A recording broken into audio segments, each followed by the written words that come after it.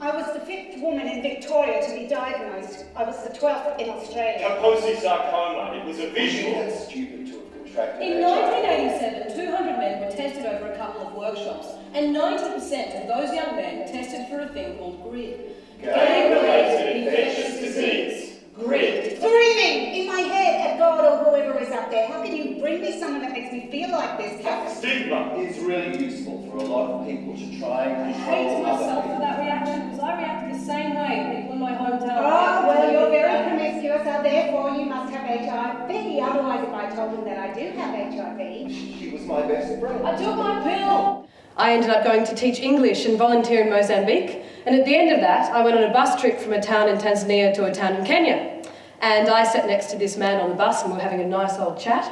And it's a long journey, 10 hours, so we did sit in silence for a bit, and then he sort of turned to me about halfway through in this hushed tone and he said, "Do you know anything about HIV?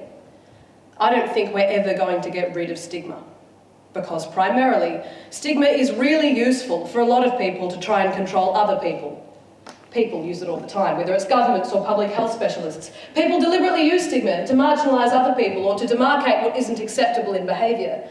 What I am most familiar with around HIV over the last 10 years is that by actually naming stigma as one of the most enduring and significant barriers to progress around HIV, we're giving people a forum to talk about it, to identify it, and to collectively try to strategise effective ways to overcome it.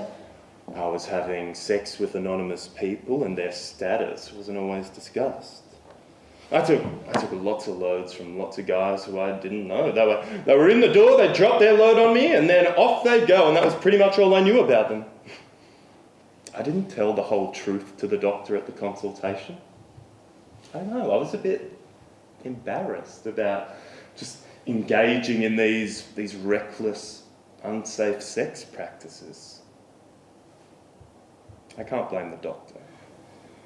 When I got the positive result after knowing, I don't know, just knowing something wasn't right, my lymph nodes were really, really swollen, especially in my groin. And, well, yeah, I'm a sweaty person at night, so if I was having night sweats, I didn't notice. I was still living with my parents. That was my first thought, and then I thought, my father's going to kill me.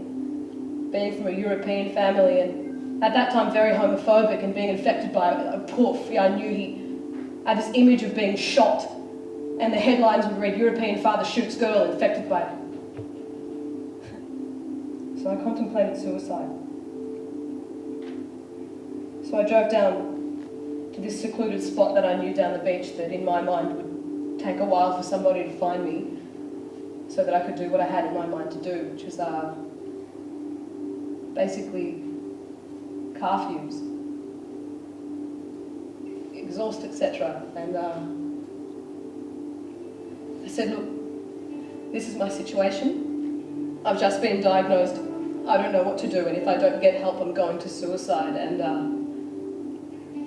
due to the counselling I got then, I realised that I wasn't going to die in the next 24 hours, and there was help at hand. They had a copy of my registration form.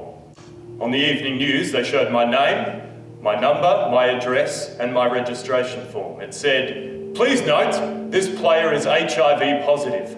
They showed that on the evening news. I don't think I've particularly experienced the harsh end of stigma. Actually, to be completely honest, I don't think anyone's ever made me feel particularly bad about being positive. I think I've made myself feel bad. I try not to let it define me. I think one of the saddest things for me is seeing how much stigma exists in our own community. And I think in some ways, stigma from outside, you can understand it a bit more, and you can rally against it a bit more. But when it's your own community, I think it's very hard. And I think it's hard for people who are diagnosed when their own community stigmatises them to the point where they feel like they can't really talk about it. They feel like they can't be open about it.